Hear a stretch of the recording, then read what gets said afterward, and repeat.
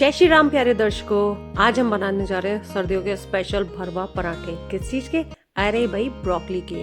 आपने गोभी के, मूली के, गाजर के सबके खाए होंगे, ब्रोकली के नहीं खाए होंगे। आज बनाते हैं। सबसे पहले ब्रोकली को लेके उसको उसके डंठल से अलग कर लिया। डंठल से अलग करने के बाद उसके फ्लोरेट्स हमने कट करके अलग कर लिए। ज़्यादा पतले पतले फ्लोरेट्स नहीं करने, मोटे मोटे रखने। क्यों? क्योंकि एट दी एंड हमें उन्हें चॉप तो करना ही है। उसके बाद उन्हें पानी से धो लिया। पानी से धोना बहुत ज़रूरी है ताकि उनकी गंदगी निकल जाए। पानी से धोने के बाद उनको एक साफ सूखे कपड़े के ऊपर रख के अच्छे से उनका पानी निचोड़ दिया, सुखा दिया कपड़े से दबा दबा के। अगर उनमें पानी रहेगा ना तो पराठे बनाने में मुश्किल होगी। स्टफिंग जो है ना वो गीलेपन की वजह से बाहर को भागेगी। फिर भी अगर आप ताज़ा ताज़ा धोते हो फिर भी पानी तो रह ही जाता है। सुखाने के बाद उनको हम एक चॉपर में डालेंगे और उसको अच्छे से ब्रोकली को हम चॉप कर लेंगे। Chop chop chop chop chop. जब वो अच्छे से चॉप हो जाएगी उसको हम एक बर्तन में निकाल लेंगे। एक बार में सारी भर के ठूस के नहीं चॉप करना, आराम से थोड़ा थोड़ा क्वांटिटी में चॉप करके इतनी रखेंगे जितनी कि एक पराठे में स्टफिंग में वो बेलते समय आपके बेलन में ना आए। चॉप कर लिया। ब्रोकली के साथ इसी समय हम 3-4 हरी मिर्ची भी डाल देंगे। अगर आप कम खाते हैं तो 2 ही डालें, ज़्यादा खाते हैं तो ज़्यादा स्पाइसी पसंद करते हैं तो हरी मिर्चों की क्वांटिटी आप बढ़ा भी सकते हैं। फिर से चॉप कर लिया। चॉप करके हम अपनी ब्रोकली, जो चॉप्ड ब्रोकली है, उसको एक साइड पे एक बोल में निकाल लेंगे। बोल में निकालने के बाद देखिए कितने अच्छे से चॉप हो चुकी है। मिर्ची भी इसके साथ पिस गई है, आपको अलग से कट करने की ज़रूरत नहीं है। अब हम करेंगे अपना आटा तैयार। उसके लिए सबसे पहले हमने आटा लिया। आटे में इसी समय थोड़ा सा नमक डाल दिया। नमक डालने के बाद हम इसको गूंदेंगे।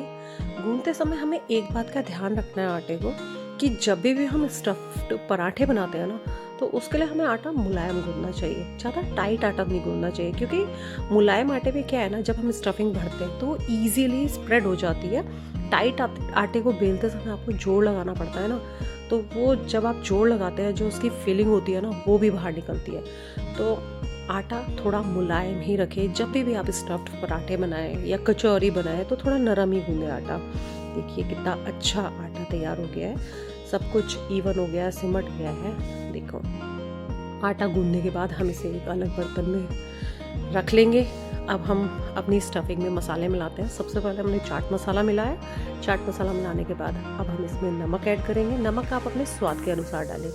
मिर्ची वगैरह आपको कुछ डालने की ज़रूरत नहीं है, क्योंकि मिर्ची हमने हरी उसमें पीस ली थी जब हम ब्रोकली पीस रहे थे। अच्छे से अपनी स्टफिंग में नमक और क्या कहते हैं मिर्च मिक्स कर लिए, चाट मसाला मिक्स कर लिया। और अब हम अपनी पराठे बेलने शुरू करते हैं। उसके लिए सबसे पहले हमने पेड़ा लिया, उसमें सूखा आटा लगाया। सूखा आटा लगाने के बाद उसको बेला।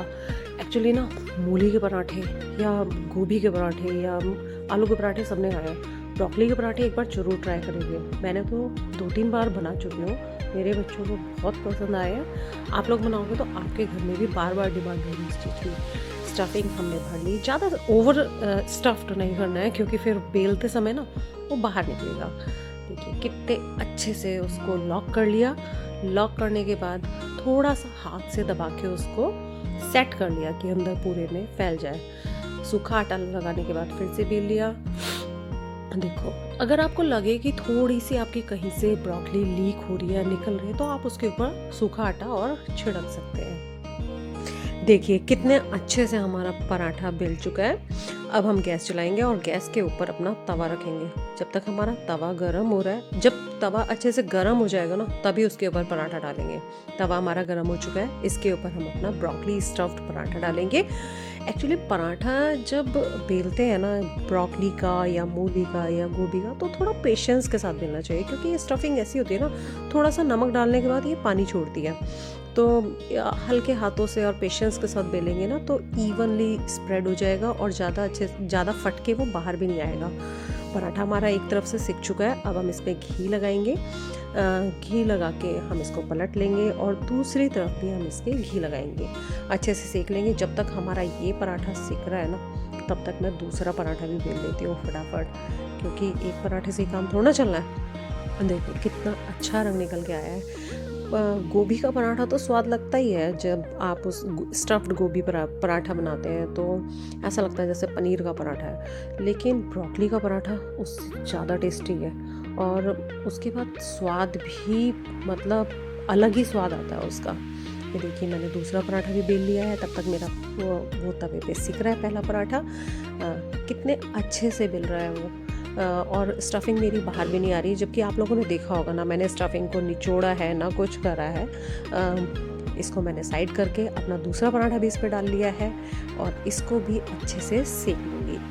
सेकने के बाद मैं इसकी करूँगी प्लेटिंग, क्योंकि गर्मा गर्म पराठे खाने में ही मज़ा आता है ना। स्टफ़ पराठे जो होते हैं ना वो गर्मा गर्म ही खाने में मज़ा आता है। ठंडे होके अजीब से लगते हैं। कुछ लोगों को पसंद होते हैं कि नहीं हम तो ठंडे पराठे खाते हैं। सर्दियों में ठंडे पराठे नहीं, गर्मा गर्म भरवा पराठे, उनका स्वाद ही अलग होता है। ये देखिए इस पराठे को भी मैं घी लगा के दोनों तरफ से अच्छे से सेक लूँगी। मेरे ब्रोकली स्टफ़ पराठे बनके तैयार है। दोनों पराठे मैं सेट कर लूँगी और उसके ऊपर डालूँगी घर का बना हुआ वाइट मक्खन।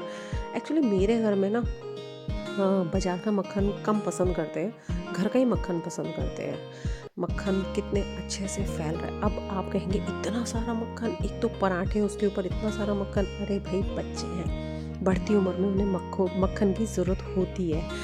और मेरे बेटे को चाय पीता नहीं है, इसलिए उसे गर्मा गर्म पराठों के साथ दूध। आप लोग भी ज़रूर ट्राई करिएगा और बताइएगा कैसी लगी ये रेसिपी।